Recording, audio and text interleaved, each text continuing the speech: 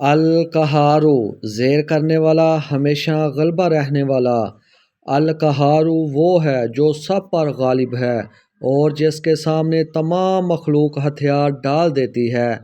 القہارو پوری کائنات پر حاوی ہے، وہ ہر مخالف پر غلبہ پانے والا ہے اور اس کی مرضی ناقابل تسخیر ہے۔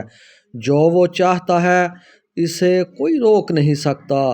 اپنے دل، اپنے اعضاء، اپنے اعمال، اپنے تقریر، اپنے ہوس، اپنی صلاحیتوں کو اچھے کاموں کے لیے استعمال کرتے ہوئے القہارو کے حوالے کر دیں۔ قرآن میں غور و فکر کریں اور دیکھیں کس طرح القہارو نے قدرت کو اپنی مرضی سے تبدیل ہونے کا حکم دیا تھا۔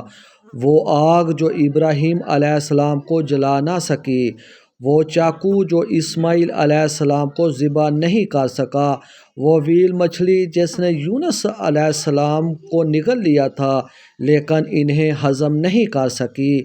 کمزوروں کے ساتھ نرمی اور شفقت سے پیش آئیں، اپنے آپ کو القہارو کی یاد دلائیں تاکہ آپ ہر وقت دوسروں کے ساتھ اچھے طریقے اور انصاف سے پیش آ سکیں۔